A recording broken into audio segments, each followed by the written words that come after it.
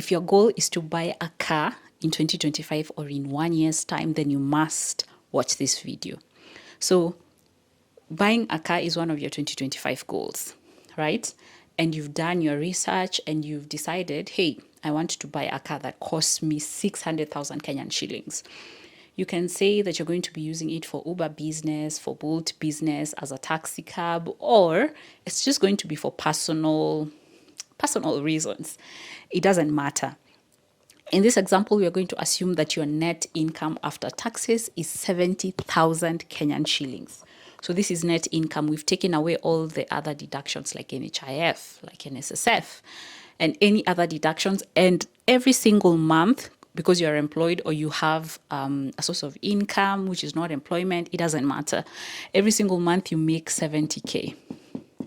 So there's one option that came to mind, that what if you save as much as you can? And in this case, what if you set aside 25,000 Kenyan shillings every single month from the 70,000 Kenyan shillings that you make that is going to go towards savings?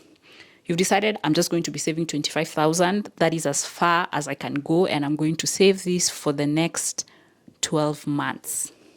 In the next 12 months, you're going to have 300,000 Kenyan shillings, 300K, which is half of the amount of money that you need to buy a car.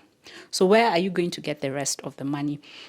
Remember, here you're going to be working with 45,000 Kenyan shillings every single month for your rent, for your electricity, for your water.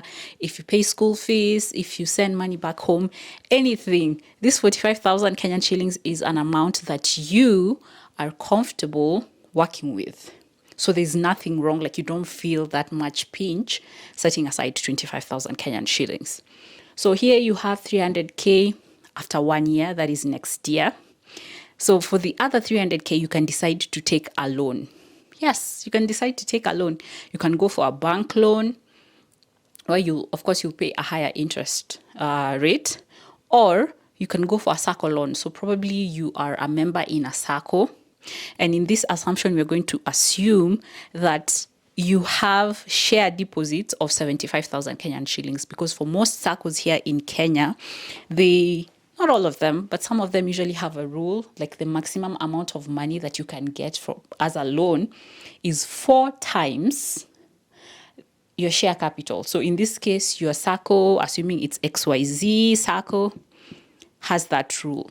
So because your share deposits are 75,000 Kenyan shillings, you actually qualify for the maximum amount of loan, which is 300K. That is 75,000 times 4. Which is the rule. So you go take a loan from your SACCO where you'll be paying an interest. An interest on the loan is going to be 13%. Ideally, it's usually 12% to 14%, but I just decided to use 13% in this case.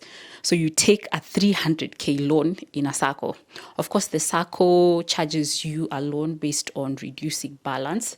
So with this 300K, you're going to be paying with this 300K, you plan on paying it back in the next 2 years. So in the next 2 years, that's 24 months. So when you do the calculations, you go there, you take a loan, you realize, hey, in a span of 2 years, I borrowed 300K, but at the end of the term, I would have paid 342,301.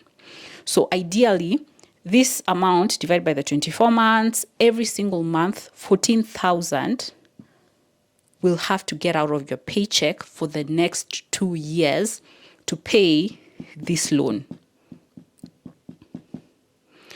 An interesting thing here is, the first question is, 1, are you comfortable being deducted 14,263,000 shillings every single month, and your income is 70,000 Kenyan shillings? But you see, the beauty of this approach that I took is that you're going to take the loan after you've finished saving your money. So it's like on that last month, after you've set aside 25K, that's when you decide to take a loan. So from there, you can decide, what if I don't save this 25K? Because now you've already taken the 300K loan. Now you remain with the 70,000 Kenyan shillings, okay? So with the 70,000 net income that you still earn, assuming you didn't get a raise or you don't have any other source of income to supplement this time, 14,263 will have to get out of your paycheck every single month. So you'll be having around 5, 6, so around 55 there. 50. Let me just use 55,000. It's not an accurate figure, but let's say you'll have like okay, some guys are going to tell me my math is not mathing. So here it's 27, here it's 9, so this is 7. So this is how much you're going to be remaining with on your paycheck. Like this is the amount of money that you're going to be having, assuming now you stop saving this.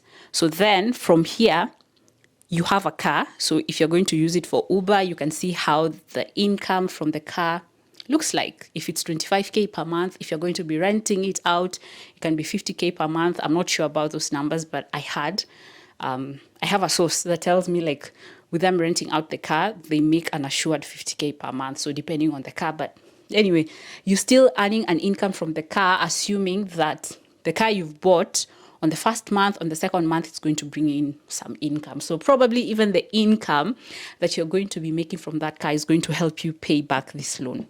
If it's more than this 14,263 that you're going to be getting from the car every single month. That is one approach. What if you bought this car for personal use? So if it's for personal use, of course, there's no income that is coming in. You still have to rely on this paycheck. So you're going to be remaining with 55K, 727. You have a car, so you have to work with this.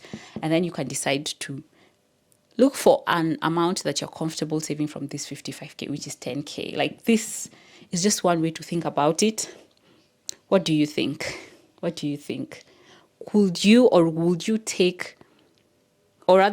take this approach that I've shared, or are you somebody who would just go ahead and take a loan that is more than this 300K? So you can even decide to take a higher loan, but this time it's not from a SACCO. Assuming that you don't have a SACCO and you're going to take this loan from a bank, you take this 300K loan from a bank, you're going to be paying like almost twice this interest rate. So it actually depends on you. So do the math if you're going to take this loan from a bank and probably use 24% or within 20 to 24%. See how much is going to be taken out of your paycheck and see if this is an approach that you can take. Now, I just addressed the question of, can you buy a car in 1 year with your savings and also taking a loan? So how you're going to use that car, I have not addressed that because it's not something that I can address. It's personal, but this is just a way for you to buy a car.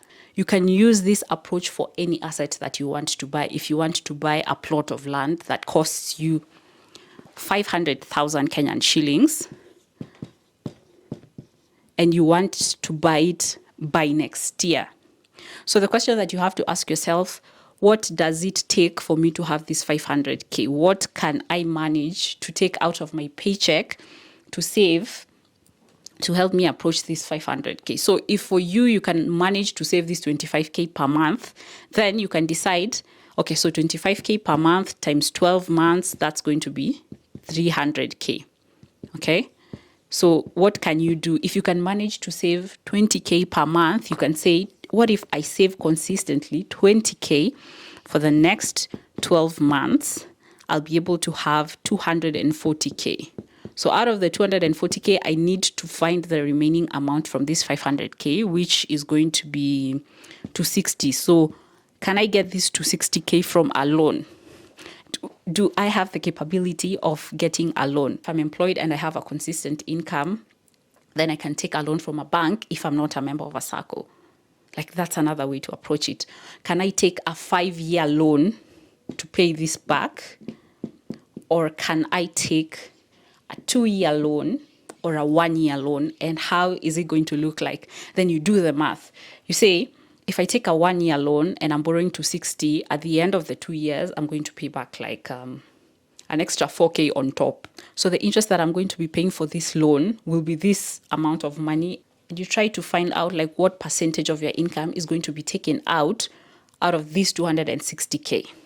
Then the most important question is to ask yourself, after I have paid this loan, like after a loan deduction is done on my paycheck, is the amount that I'm remaining with, can I comfortably live with it? Can I comfortably live with it? If you can comfortably live with it, then go ahead and take that loan and meet your goal. If you can't comfortably live with it, then how can you earn an extra income? So that's another question that we have to address in another video. So hope this helps.